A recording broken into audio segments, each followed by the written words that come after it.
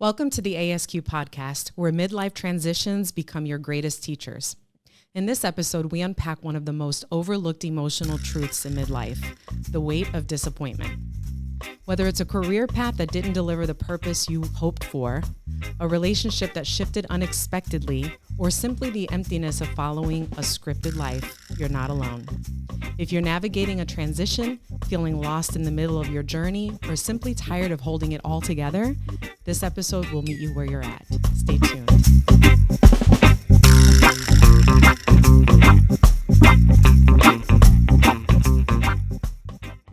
So how are you today? I'm good. How about you? I'm not bad, actually. Yeah. It's a good topic today, I think. Oh yeah, definitely. I think it's a great topic. Yeah, it's probably why I'm feeling good today. Yeah. It's a good. I think it's a good starting point for what we're continuing to do. So I think this topic is kind of like under. I don't see a lot of things being spoken about it. So let's get to it. I agree 100%. So I want to start with a quote. Okay. I really like this quote. So we're not going to get into what it is that we're talking about? We're going to get into the quote first? My bad. I'm just I'm yeah. ready to run here. I'm ready to go. Well, let's go with the quote. The quote I guess the quote could start. Yeah. Okay. Thank you for that. So disappointment is the place where false dreams die and truth begins to grow. Yeah. And this was quoted by several of our episodes that we put together. Yep. So that is deep. Why do you say that? I think that for starters, I think it really highlights a lot of the things that we talk about, which are harsh realities for people and things that are difficult to accept in your life, right? Because I think we have expectations, and as I've said in multiple conversations with you, when you set expectations, you have to also be prepared to be let down. Correct. Right? So this episode is about navigating disappointment, right? And how to navigate that emptiness, how to navigate that that feeling of like, what the fuck? Yeah. Wasn't supposed to go like this. Yeah. Or something didn't happen and that's supposed to happen, and know in your heart this is supposed to happen, and then it doesn't. Or you follow the prescribed path by society, and you get there, and it's like, what was this for? Exactly. Right? Yeah. So I think that when you start understanding, again, setting the expectations of where they come from, right? Because some expectations, yes, granted, are set by us, but most of the things that bring us disappointments are really things that are external, either by societies and structural things that are created, or by goals that we set, know, that we don't get to accomplish because we're looking for a certain type of feeling, a certain type of emotion, right? So it's interesting because... So you mean like you actually do accomplish something or you get where you thought you were going to go, what you wanted, but then the feeling from it is not what you expected. Correct. Okay. Right? Yeah. So like we have to keep like our emotions are very good barometers as to what it is that our intentions are and what our desires are. Yeah. Right. Because when we get to meet those things that we're really looking forward to, right, we know like we're on purpose. We know we feel alive and all that type of stuff. Right. So it gives us that. Disappointment is like sin, right? It's missing the mark. Right. Yeah. So what is the mark that we're looking for? Right. Right. You follow what I'm saying? I think so. Right. Yeah. Because if the mark is freedom, right?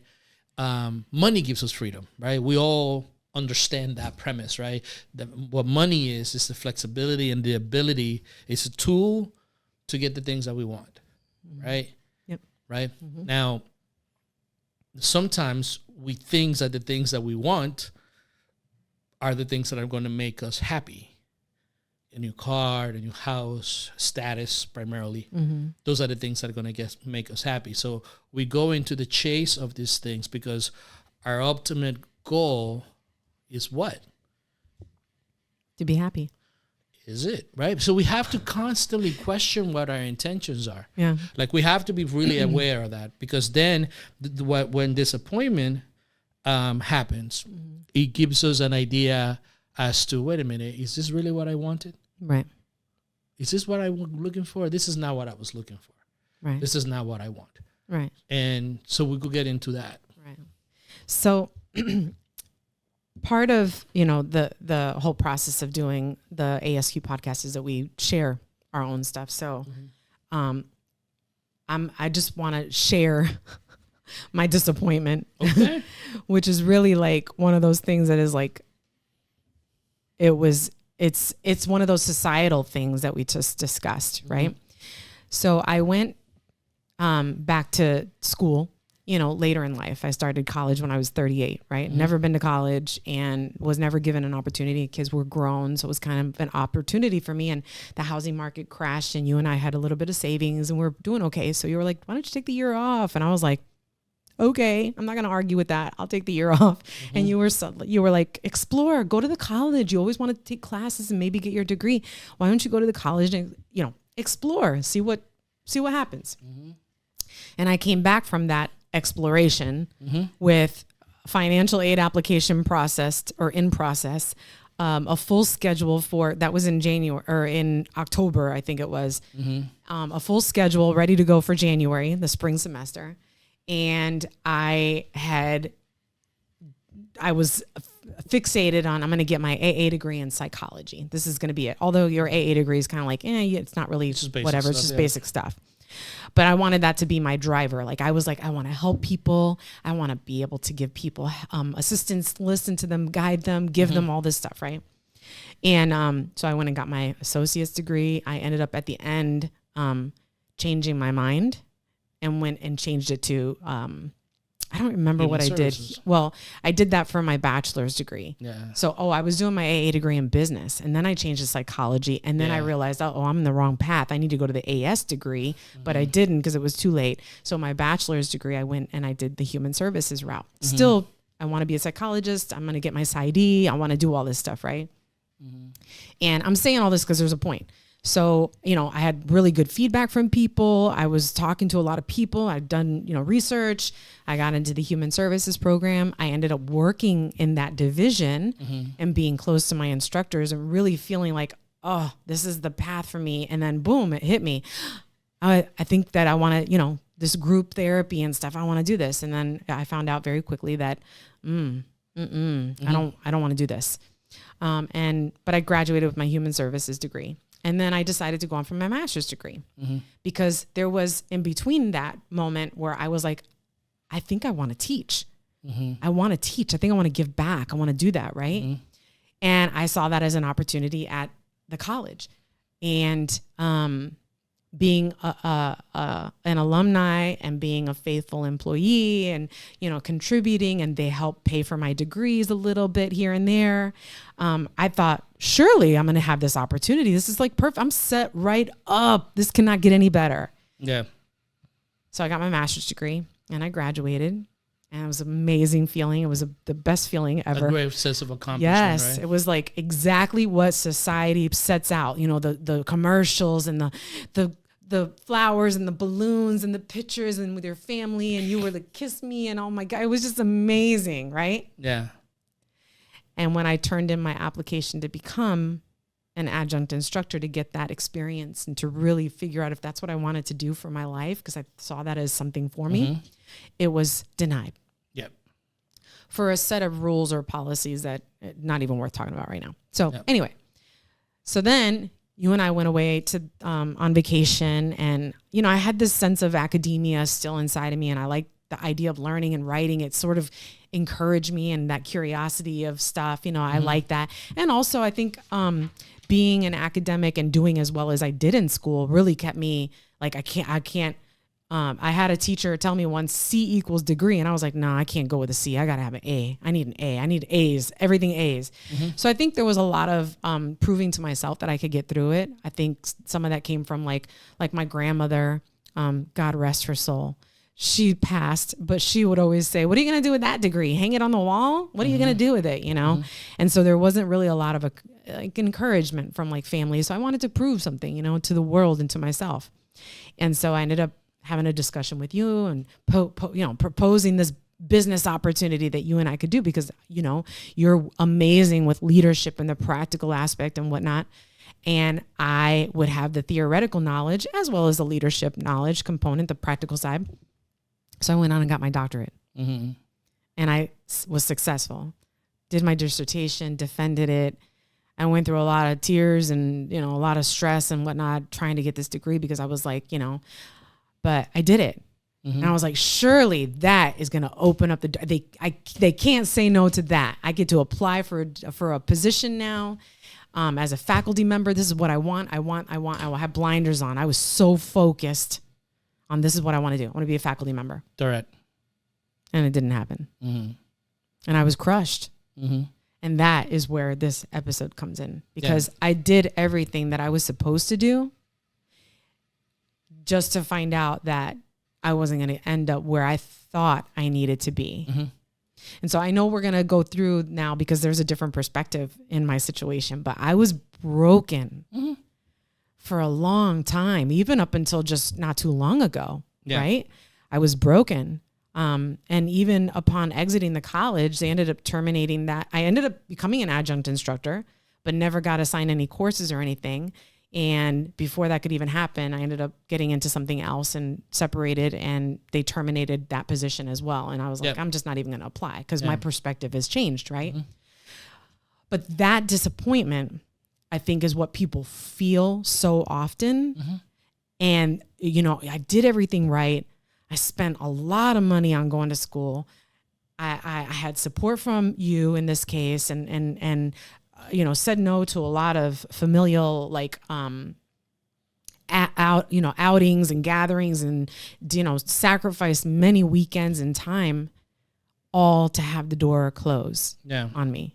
And that was huge. And it was I struggled. There was so many tears and stuff that I went through with that because I thought that was my path and that was my dream. I wanted to do it for so long that I was just like, this is it. I worked every class to get to that point, you know, to get to that place. And that is what I get from this. But I know now, I know better. And that's the whole idea of sharing this episode, right? But that's one disappointment on my side. Sorry, I took a long time to talk about that. Because as you say that, I'm hearing like Cat Stevens in my mind, you know, because you may still be here tomorrow, but your dreams may not. Yes. Beside that line from Father and Son. Yes. No, I mean, there's a lot to unpack on that, right? Yes, there is. You know, and one of the things about the journey that you mentioned, right? It's also what you've discovered along the way. Yeah. Right? When you reflect on it, because I'm listening to everything. I'm listening and knowing the story and listening to what you said. Excuse me. Right. It's that idea, and a lot of us fall victim to this trap, and most of it is subconscious because we really don't understand like how our minds work, and we do things subconsciously, thinking that we're doing it for one reason, but in reality we're doing it for something else, right? So you just mentioned that you wanted to prove to people, particularly your grandparent, your grandma, your father, about all this stuff, right? And this is why it's so pivotal to take these crossroads on our lives.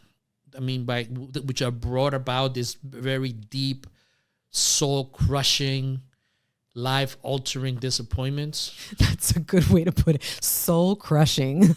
It is. I don't know why, but that's like so. It's not funny, but it's like you're right. But the thing is, it's like it's like I could talk about the path because I understand it, because I know what it is to feel. I know what it is to feel. The nut right here, it's like, and then the ugly cry thingamajiggy, and when your lips start quivering, right? When you're in the fetal position, when you feel like nothing makes sense, is like, and you are broken, and you ask why me? Why does this have to happen? I've done everything. Why is this? I did everything right, and then you start saying to yourself, "Well, I shouldn't call myself. I'm victimizing myself, and that's bad. I should have never done this. I put us in debt. I did this. Oh my God, what was I thinking? I'm not even, I don't know, what do I know about leadership? It's just theories. Oh man, right. everything. So you go through all that stuff in your mind, and you quiet it in your solitude, right? Yeah. And it is soul crushing. It is. Right. But here's the thing, right? That's the breaking down of an illusion. Yes, I know that now. So now good. We're going into that. Okay. That's the breaking down for an illusion, right? For me, it was to me. I think for me, a lot of my stuff has been like self-inflicted. I think mostly. Wow. I'm being honest. You know, most of it I think has been like self-inflicted. Yeah, but is that really fair to say? Because I think some of it also was a very subconscious. It is. I mean, subconsciously, the things that disappointed me, right, are these ideas of how things should be, right? So I've learned that you can't look at the world as you want it to be. You have to look at the world as it truly is. As it is. Yeah. As beautiful as it is, right? As wondrous and like awe-inspiring as it is, right? We have to interact with other people. And the reality is, just like you just mentioned, that you weren't aware about all these different aspects of like why you were doing things. Most people are not really truly aware of why they do what they do. Right. In essence, I should have worn the shirt today. In essence, like when I keep saying this, we're just sophisticated animals, right? Oh, that's like, we're twinning today. I'm not seeing it. Nice. I just noticed. Yeah. But the idea is that what we are driven by are our impulses. Exactly. And deep-rooted things that we don't truly taking the time to reflect on it and make sense of it so that we could create a better path, right? Like to me, a disappointment that I felt most vividly is just people, right? Yeah, that's another one. I just, Yeah, it's to me, it's just being people, right? Because we live in a society that we talk about people, put their illusions out there that, I'm a good person and this and that and the other, and my thing is that I try to be helpful and empathetic with people. Very seldom do I get that back. But it's you go into situations like, for instance, let's say the nonprofit world. I was talking to somebody today about that. It's like the Game of Thrones, and I said it before. It's like, you go into sales, you expect a competitive environment, right? Yes. Because that's what sales is. Corporate America is. You should understand that this is what you're getting into is climbing to the top. So there's gonna be a lot of competition. There's going to be a lot of politics, right, and things of that nature. But I was too naive to go and build my career in a nonprofit thinking that the focus was people-centered. And very quickly I realized that that's not it. Right. The mission might be it. So my disappointment, even in personal relationships with some friends and some family members and things like that, the disappointment is that as someone that grew up learning love thy neighbor as thyself, that I had the example of my mother, had the example of Ken, Betty, people that were really helpful, but I never truly realized and I will say, for the lack of a better term, the callousness that we have in our hearts, right? And seeing that, it broke me, right? Because and I never realized how cold people could be. Yeah. Right. And so when I looked into what you're saying, you follow the path of the world telling you do this and this is the success because that is the prescribed path, right? You also are brought up like in our Christian tradition, love thy neighbor, do right, do unto others as you would like to do unto us. It's ingrained with me when I was growing up, It was something that I was exemplified by the people around me. But when you come into that and you start realizing, number one, you don't have to change that. Right? You don't have to not live from there, but you do have to be aware that not everybody sees the world the same way. Right. And actions speak louder than words. Because people might say that beautifully and very eloquently, but push come to shove, you start seeing the difference, Yeah. I think that has there's not a lot of reciprocity in those terms. just because you say it doesn't mean that you live by that. Yeah. You know what I mean? Because people are not, oftentimes they're saying it because that's what was prescribed to them. Precisely, right? And so they say it, but there's no thought behind it to what does this truly mean? And am I living from that perspective? Yes. You know what I mean? And the thing is the idea, it's not, and again, I want people to make sure that they understand that we're not coming from the point of feeling victimized, right? It's from a point of awareness to recognize, to see life as it is not what rather than what I would like it to be. Right. And that's just it. I think that as I went into doing, with my example with school, what I wanted and what I liked, what I would have liked to have happened was that I would be a full-time faculty member right now. And I'd be, looking forward to my summer be off and, engaging with students and learning and being in this arena that I thought really just filled me with joy. Yeah. That's what I wanted. That's not what it really was. None of that was really what it was. And listen, I've never got like criticism with the kids that I worked with, the young people that I worked with. It was always like my colleagues or upper, right? That was always like the challenging relationships that I had in work environments, right? But understanding that also is what am I mirroring? What was I projecting too, right? Insecurities,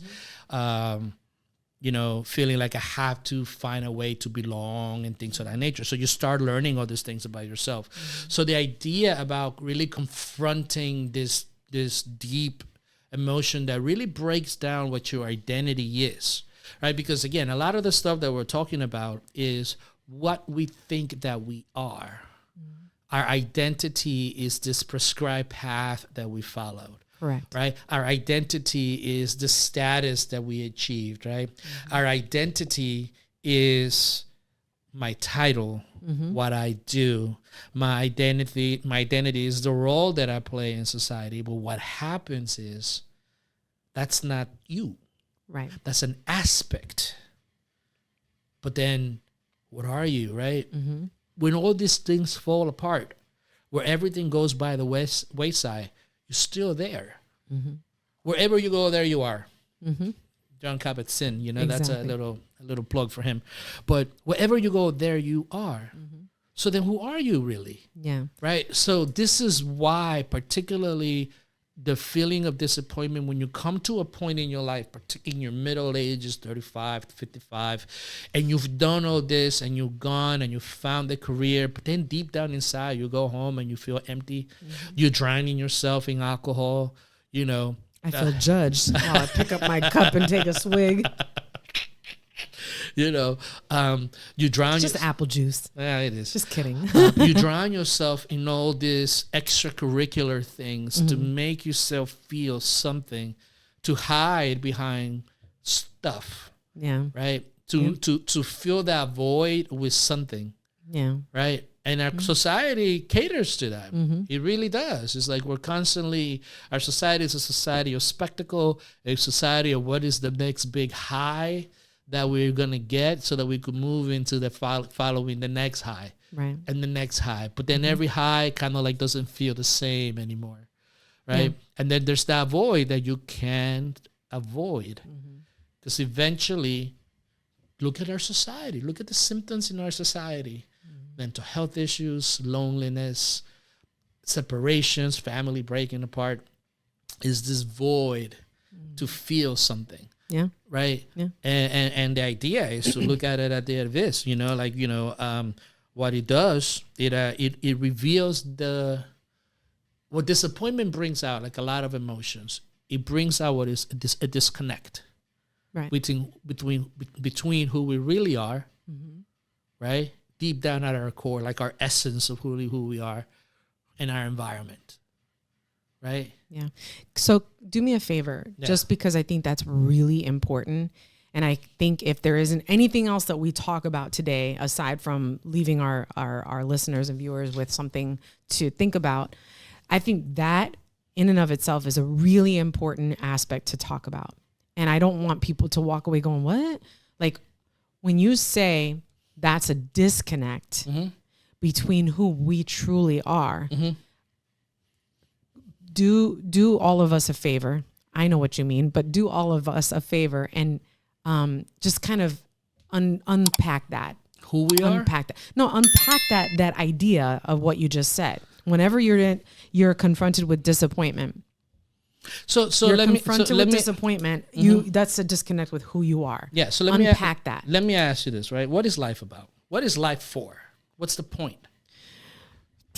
That's a great question. Well, what's the point? Is the point of life to work, raise a family, retired, and eventually just go away? I mean, for a lot of people, it is. All right, but that's a perspective. That's a perspective, right? That's the prescribed path that we follow, most of us, right? Because it's like, this is what you do. You work hard. You maintain a society. So in essence, you are your self of identity is the function that you perform within society. Now, those are stages. We do perform certain roles in society. We are business people. We care for others. We're family members and all that stuff, right? Those are temporary roles. But what are you really? What is the essence of you? Because societies, as the history of the world, civilizations have changed, cultures are varied. We look at the world all in different ways. So what is life? What is really the point? Right. I think that's a huge thing, because I think you're right. Is like, for me personally, I was born into, or like you like to say, pitched into a family who were very like emphatic about go to school, get good grades, get a job. We don't have to take care of you anymore. Boom, boom, boom. You're 18. Go. You got to go. And I had to find my way and figure shit out. Yeah. I wasn't encouraged to go to college, or not even to go to college. Forget the college. Not ever encouraged to explore things that I like, things that I enjoy. Now, I think that that's not necessarily something that was it wasn't like on purpose, because that's the way that my parents were taught as well. Precisely. And I think that they gave what they got. And so it is what it is, right? Yeah. So how do you break from that?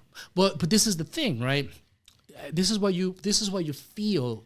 There's something in you that knows that this is not right. There's something that calls for greater meaning. There's something that calls you.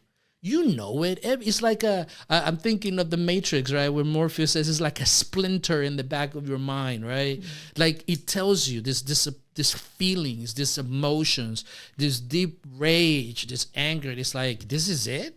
Yeah. Right? So when you're questioning, when you're feeling that, those are, if you can minimize the noise, that's when you can understand or experience that. But it is super painful. It is painful, and it's very scary, right? Right. Because when you start questioning reality and identity in the midst of society and your cultures, right? It's and you start questioning, and everybody in there is telling you, no, this is the way that it is. This is the way that it's always been. This is the way that it has to be. You just gotta suck it up, buttercup, right? The truth of the matter is, like, personally, I like kind of come to that this realization is like, it's not on purpose, and it's not coming as much from a place of control as we think that we are. Right? Because again, what is life? Nobody fucking knows. Nobody knows why we're in this rock, just going around this star that eventually is going to go. Or the universe that just keeps, nobody knows. We pretend that we do, and we're so certain that we're willing to kill somebody else because our way is better than theirs, but nobody really knows. Right. Right? Right. Nobody knows. And everybody that tells you otherwise is full of crap. Yeah. Because we're here. But you know, deep down inside, your soul speaks to you. Those impulses speak to you. Those desires, that craving for freedom, that craving for meaning, that quest Sorry, I just I'm boring you? No. Obviously, I'm boring. Man, if I'm boring you, I'm boring everybody. No, you're not boring me at all. I don't know where that came from. Jeez. I feel so comfortable right now. So, right? So that quest, that yearning for adventure, for life, right. to feel alive, right? We go to sporting events. Why? Because that's one of the places in which we could feel rage and excitement. So true. Right? Except at a baseball game, according to some people. Whatever. Baseball is hilarious. It's fun, right? It is. But this is the reasons why we love spectacle.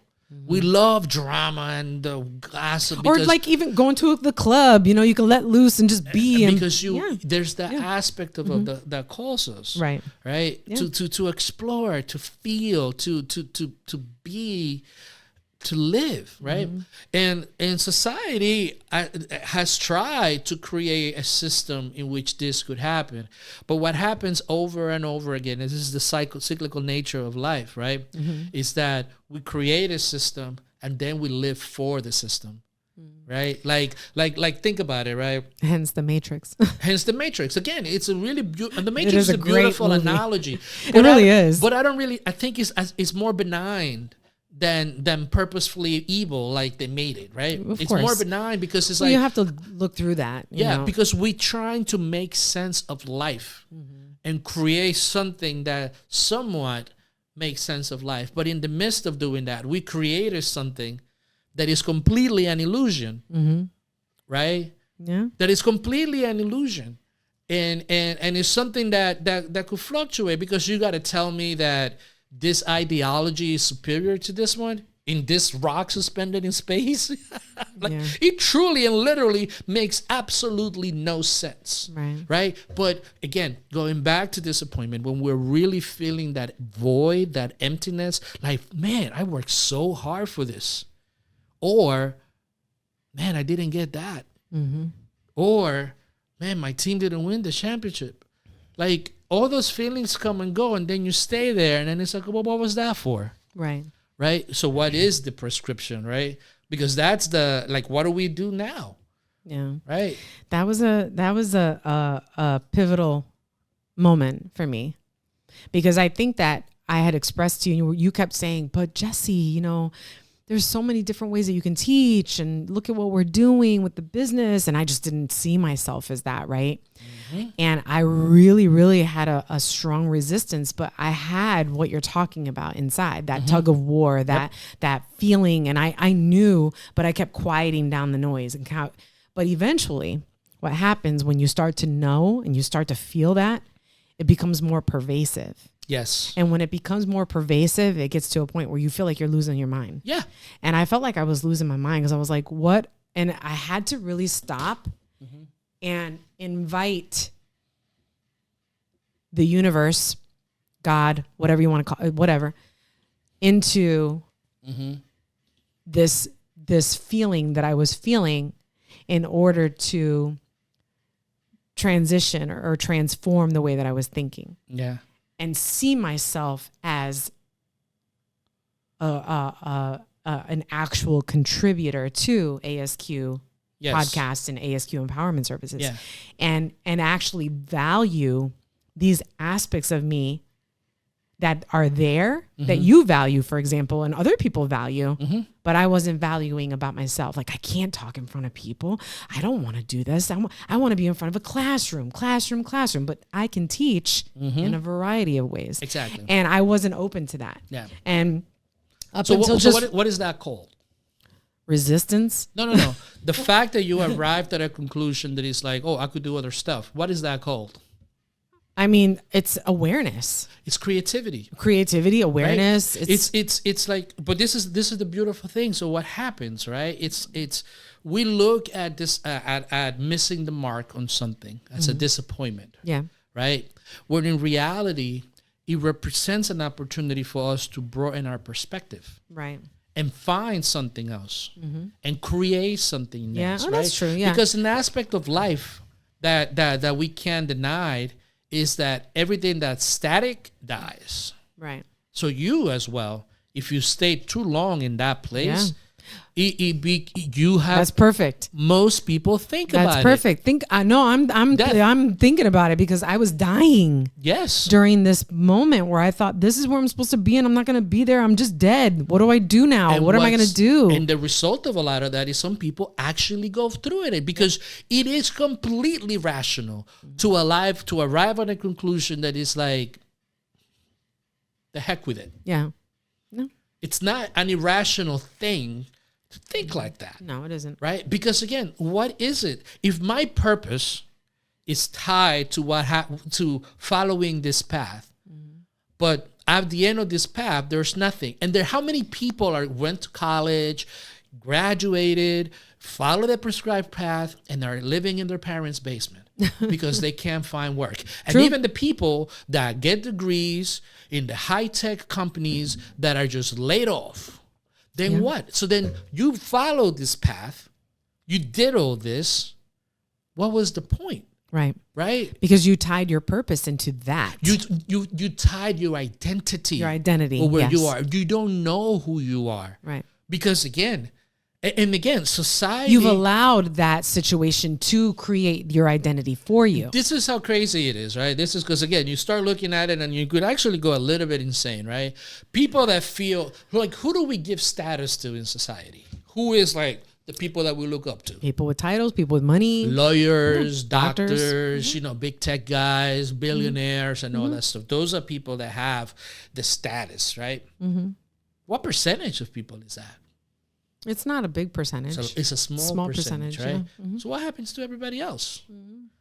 If our identity, our sense of being in society is tied up with our status and the things that we do, this is not new. All cultures have done this over and over again. It's nothing new, right?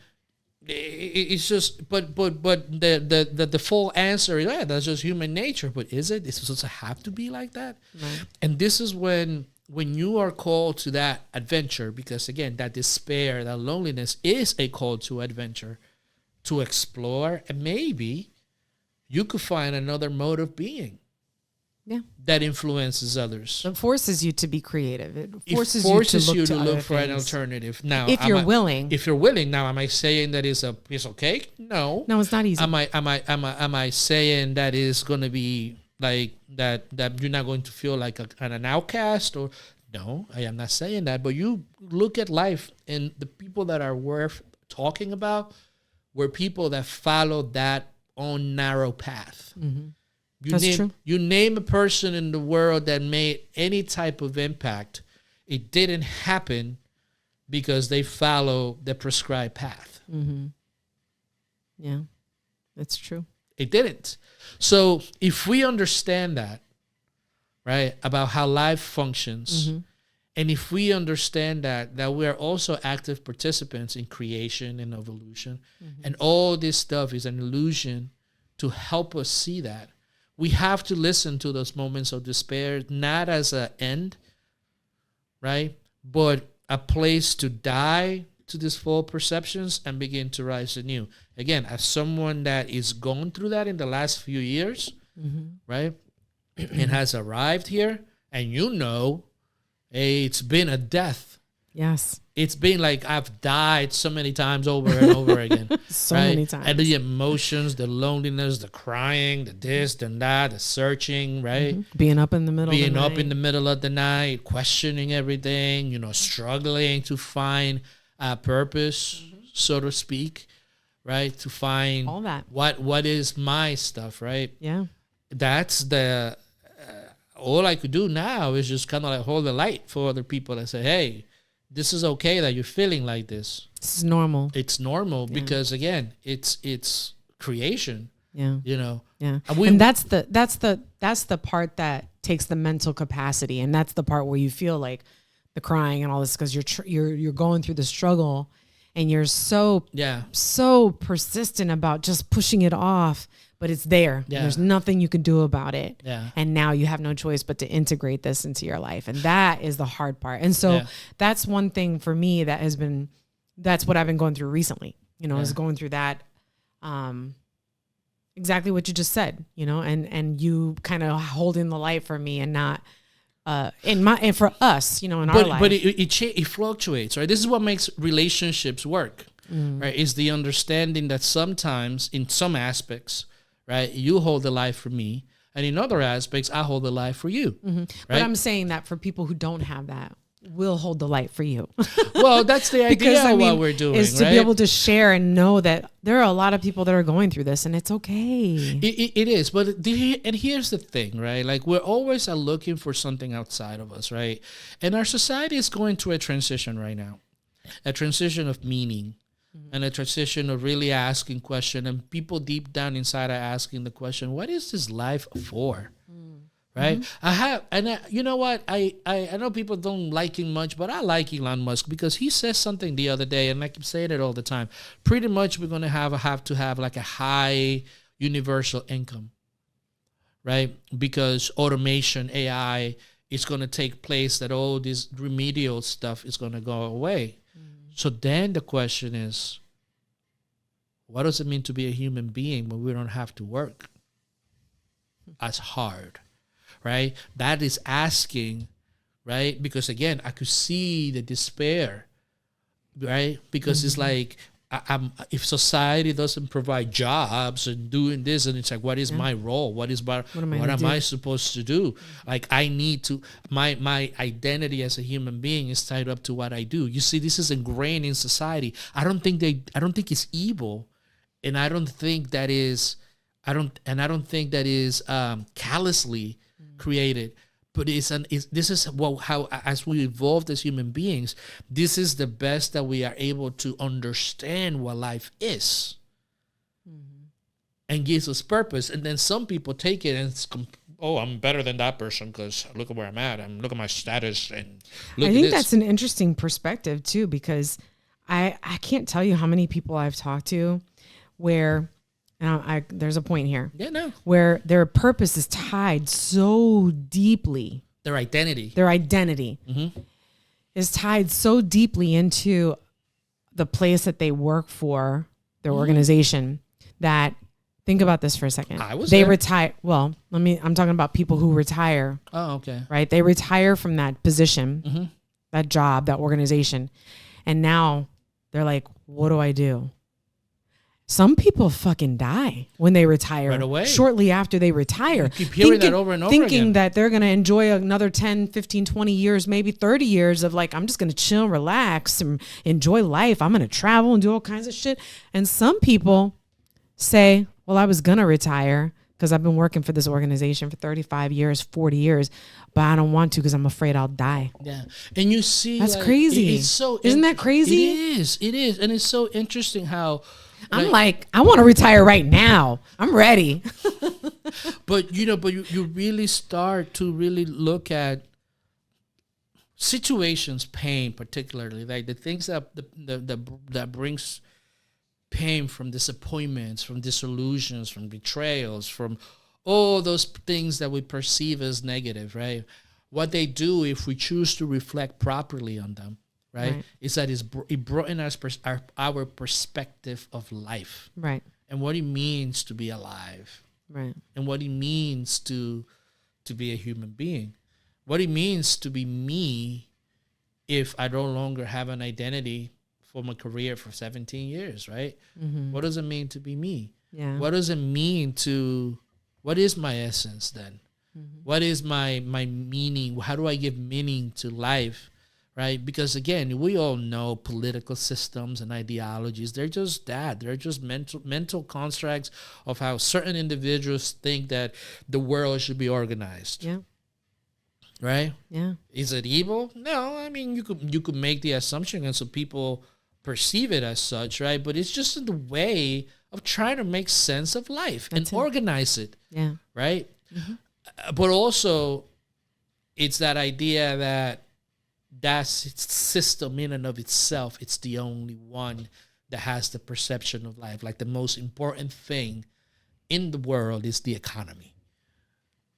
Right? It's like all we think about is the economy. Is the economy stupid? Right? There's a big portion of it, but is it really life? Yeah.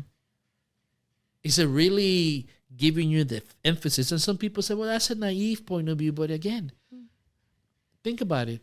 Yeah, all those aspects of goods and services and how we manage that, those things are important, right? Because we're managing goods and services, the resources and all that stuff. But that is the purpose of all that, is to do what? Or is the purpose in and of itself of life is just to do this? What is it?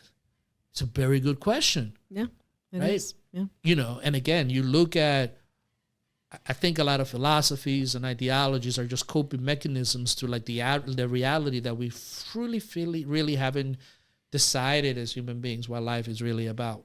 Is it about enjoyment? Is it about hedonistic pleasures? You know, is it about completely being stoic? Yeah. What is it about? Yeah. Right. Yeah. And what we're doing is that we're asking people that you have to find what your own approach is. Like you have to find your own approach. Right. Yeah. As to life, because all these things, all this disappointment and the things of that nature, they're just your call. Yeah. That's exactly right. They're just your call from your soul, from that deep essence of you. Yeah. To search, right? To find meaning, to contribute, because everything in nature contributes, and not just for an idea, for something greater. Yep. That's really well said. Like, it just is making me think about all the stuff that I just went through. I'm trying not to get emotional, but, you know, obviously we could talk about this forever, but I know we have to wrap it up. And I think it's important for us to be able to leave people with some of the things that we have done that's helped us sort of navigate this period in our lives and periods that we're going to continue to go through, right? One of the things for me that was really relevant, and I always come to this, and I know I say it and it sounds repetitive, but I feel like journaling for me has been really, really helpful, because I've been able to sort of identify patterns and see things in that. And so I think that's something that, you know, helps. And I know that we have a couple things here. And so one of those things that you had mentioned on our strategies is to write down one major disappointment, right? And extract wisdom from that. What did I get from this disappointment? How do I feel? What is this trying to teach what me? am I exactly? What am I trying to be taught here? And I think that helps, because I've done that. Like, why did this happen? Like, this is how I responded. This is what this person said. What is this situation trying to teach me? You know, or this happened, you know what I mean? And I think that, like, if you really take the time to be thoughtful about it, you can really extract a lot of information from that and really be able to be more perceptive about what you're doing and be more aware of, okay, that's what that felt like. Oh, that's what this feels like. You know what I mean? Yeah. For me, at least. Yeah. I think there's a couple of things. Like, one of the negative effects of social conditioning, right? It's it takes out of us that sense of exploration that we have as kids. Right. And again, it comes from a well-meaning place, right? Right. That sense of exploration, that sense of the inquisitive nature of a child, right? To wanting to know, hey, what is this? Why?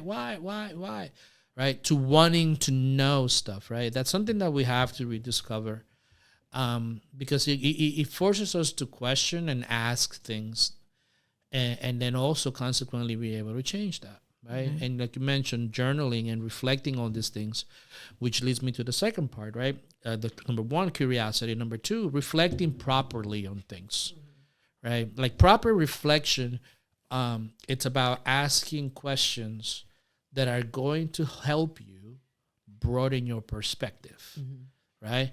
Okay, so what is disappointment? Well, disappointment is not getting a mark, okay, so then what is the mark that I'm trying to get to, right? Oh, well, I want to be successful because I want to prove to people this and that and that. Okay, so what is the importance of me proving to people? Why is it for me so important to prove things to people? So ask more why questions. Ask it a combination of questions. I mean, again, why is it negative in certain situations is not a good question. No, but I see what I see where you're going. Why do I feel this way? Yeah. Why do I have to do? You know what I mean? Yeah. Why is a good question? That what I want to do is to prove to somebody else. Right. Or, what does that say about me? That I have to prove things to other people most of the time. Most people, like, and you see it I work with a lot of young people, and they say, well, I'm my own person, right? Yeah, but you dress like everybody else. Why is that? Why is it that you can't just wear a regular pair of shoes? It has to be Jordans. Why? Why is that? Why is it that you have to have this new trend and that new trend and this new trend? And every time something new comes up, you have to, why? It's like, because the sense of belonging that we have is nowadays is perpetrated based on the things that we own. That we have. Yep. And are those things really making us feel a sense of peace? Sometimes that shit's burdensome because you're just like, what the fuck? I spent all this money on this shit and for what? You're constantly trying to prove yourself in relationship to another. You're not enough. No, so who does that in nature? Animals do that, right? For status, right? But again, the question is, if animals do that in nature and we're doing that stuff, but in different ways, right? So then what are we then? Are we just animals or are we something greater?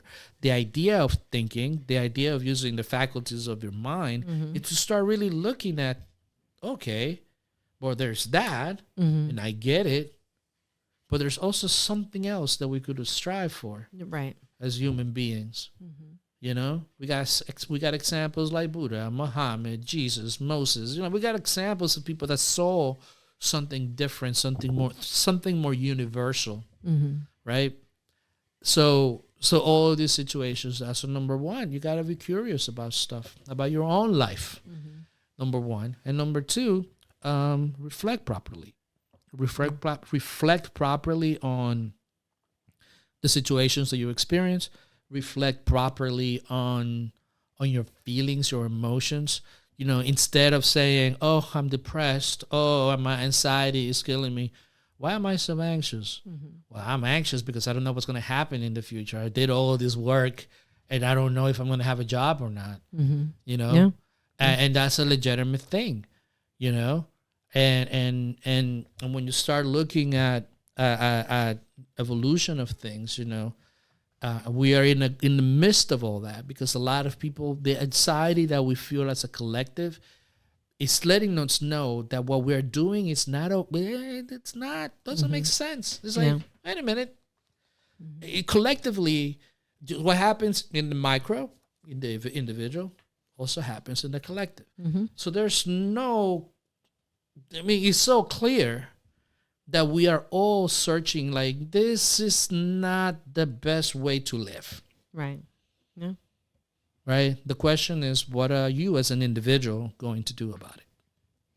That's good. And how do we change it? Because we feel so powerless against this big matrix. Yeah. That's so true. Yeah.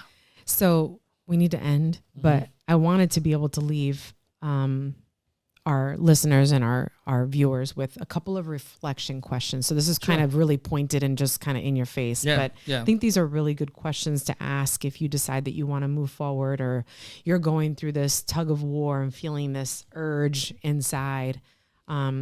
So the first one is, where in my life am I feeling unspoken disappointment? That's a good question to kind of think about. Excellent question. The second one is there a belief or path that I've outgrown but still cling to?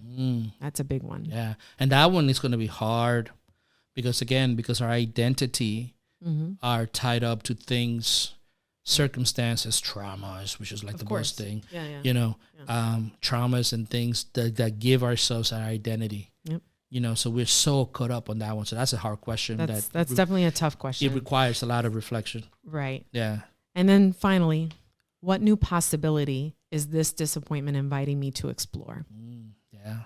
Again, all good questions, but not going. If you're embarking on this journey, on this quest, it's not going to be easy. But you're definitely not alone. I think there are a lot of people that are really experiencing this, and if anything, I would love to hear from Absolutely. our viewers and our listeners. I would love comments made about this, because I think this is something that is a reality for a lot of people, and it's happening. And I think if we are able to encourage and help one another and give insight and ask questions as a community, disappointment doesn't have to be the end. It can be a great teacher. Download the free companion guide to explore how your disappointments are guiding you home to your essence. And remember, find meaning, navigate change, live and lead fully. Until next time.